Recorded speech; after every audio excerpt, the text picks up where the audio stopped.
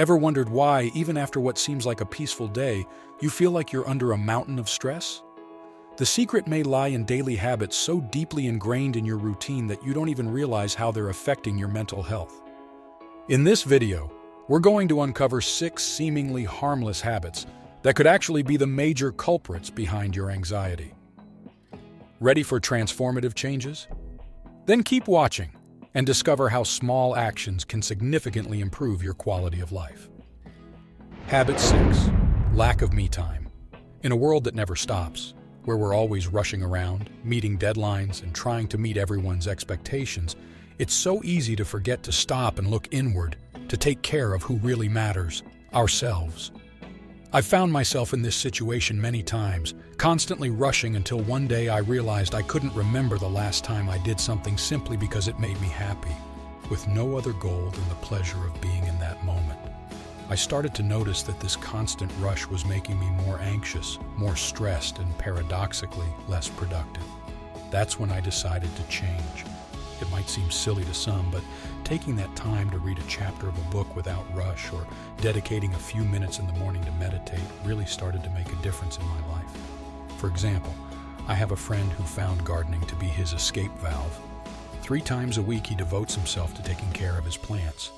He says that this contact with the earth and the process of seeing something grow is incredibly therapeutic and helps him keep anxiety under control. Another friend decided to start walking in the park every morning before work. She says that this moment of connection with nature and with herself is essential to start the day off right. What I'm trying to say is that it doesn't matter what the activity is. What matters is that it makes you feel good, something that allows you to reconnect with yourself and with what makes you happy. These moments of pause are essential, not only for mental health, but also for our physical health. They help us recharge our batteries and face the challenges of everyday life with a new perspective. So I encourage you to take a moment to reflect and ask yourself, when was the last time you did something just for pleasure, without looking at the clock, without worrying about the endless list of pending tasks? If you can't remember, maybe it's time to start changing that. Habit 5. Constant multitasking. I remember a time when I prided myself on being able to have dinner, answer emails, and even hold a conversation, all at the same time. It seemed like pure efficiency until I realized that, in fact, I wasn't doing any of those things right. My dinner was getting cold, my emails were full of mistakes, and I could barely remember what the person across the table had said. It was a reality check to realize that this ability, which I considered one of my greatest strengths, was actually harming me. I began to notice that by the end of the day, I felt more exhausted than ever, and yet as if I hadn't really accomplished anything significant. And the anxiety? Oh, it was always there, strong and steady, accompanying me like a shadow. It was as if I was always running on a treadmill, trying to reach something that was constantly out of reach. So I decided to conduct an experiment, dedicating myself entirely to one task at a time. At first, it felt strange. I felt like I was wasting time, which could be spent more productively. But as the days went by, something amazing happened. My anxiety started to decrease. I was actually finishing tasks with better quality, and most importantly, I felt more satisfied with my work. A clear example of this change was when I decided to dedicate exclusive time to write a report without checking my phone or opening new tabs in the browser. The result?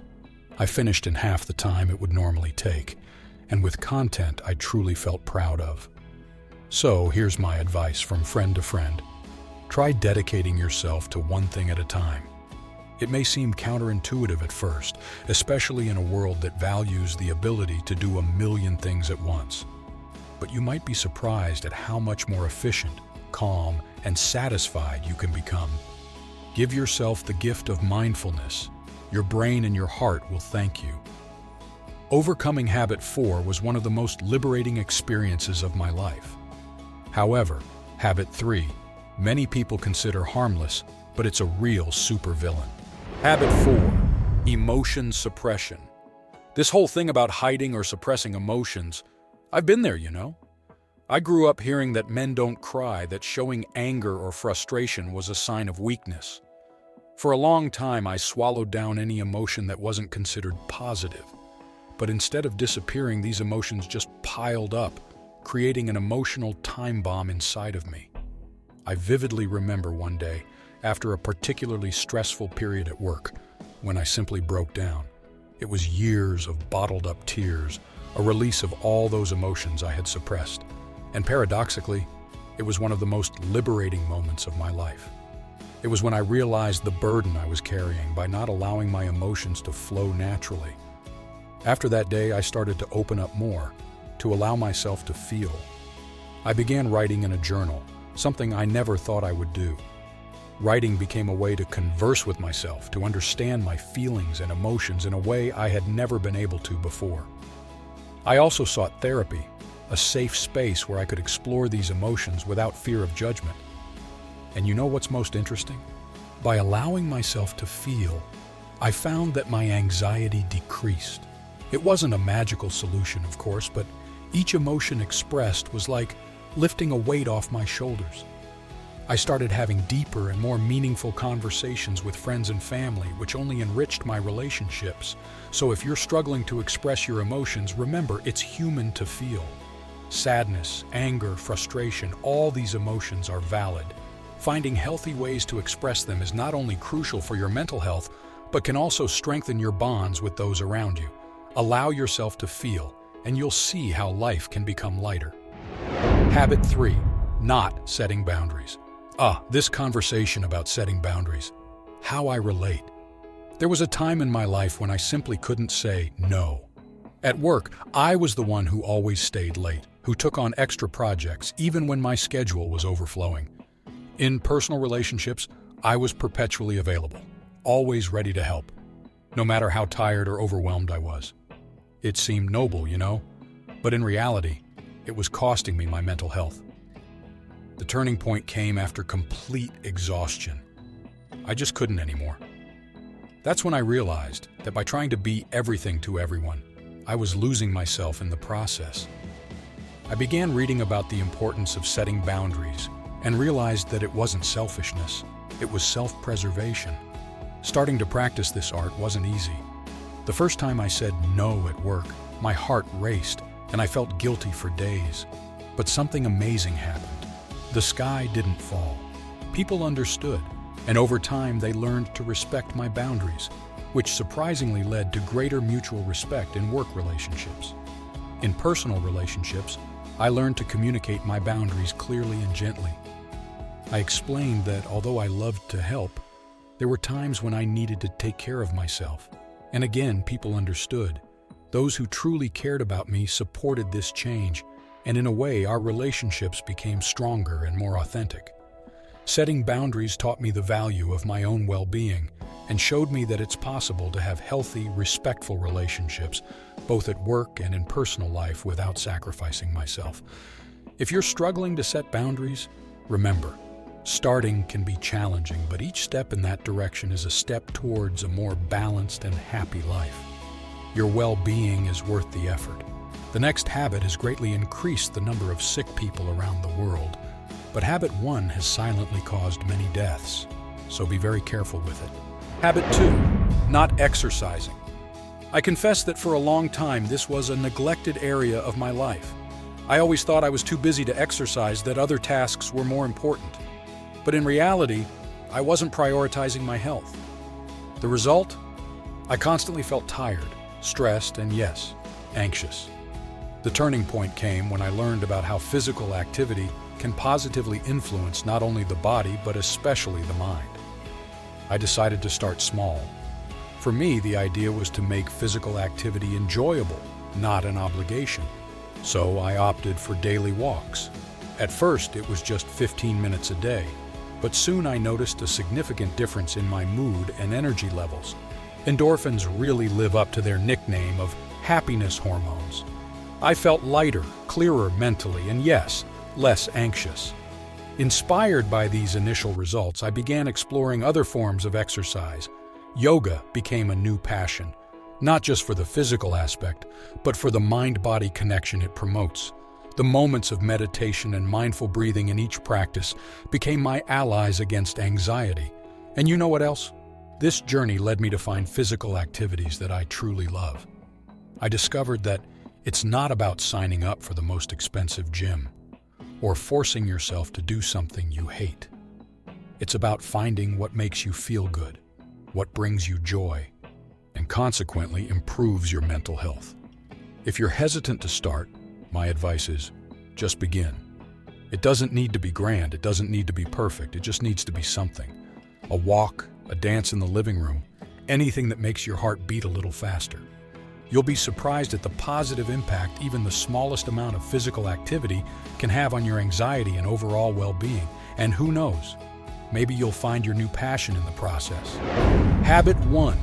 Neglecting sleep. This was a topic I really underestimated. I've always been the type who thought sleep is for the weak, or I can sleep when I'm dead. The truth? That mindset was slowly killing me. Nights of poor sleep became the norm, and I boasted about being able to function on just a few hours of sleep. But over time, I began to realize the cost. My anxiety was through the roof, and my mood, well, let's just say it wasn't the best. It took reaching the point of feeling the physical impact of this neglect, from memory issues to a constant feeling of fatigue, for me to finally understand the importance of a good night's sleep. That's when I decided to make some changes. And believe me, it wasn't easy. Changing deeply rooted habits from years demanded a significant amount of effort and discipline. First, I established a more consistent sleep routine. This meant going to bed and waking up at roughly the same time every day, even on weekends. It sounds simple, but the regularity made a huge difference. I also turned my bedroom into a sleep sanctuary. I reduced nighttime lighting, invested in blackout curtains, and ditched electronic screens an hour before bedtime. At first, I missed that last scroll on my phone before sleep, but soon I realized that my mind was calmer without that dose of information and blue light. Another significant change was creating a relaxation ritual before bed. This included some reading, no electronics of course, meditation, or even light breathing exercises. These small adjustments prepared my body and mind for a good night's rest. And believe me, these changes made a noticeable difference. Not only did my sleep improve, but my anxiety began to decrease. I was more alert during the day, more productive, and definitely more pleasant to be around. So if you're struggling with sleep and feeling the effects on your anxiety, I encourage you to reconsider your nights. Small changes in routine and environment can completely transform the quality of your rest. And in a world that values productivity so much, nothing is more productive than taking care of yourself, starting with a good sleep.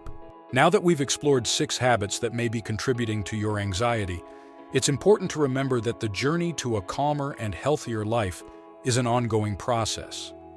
Making adjustments to your daily habits may seem challenging at first, but each small change can lead to significant improvements in your mental well-being.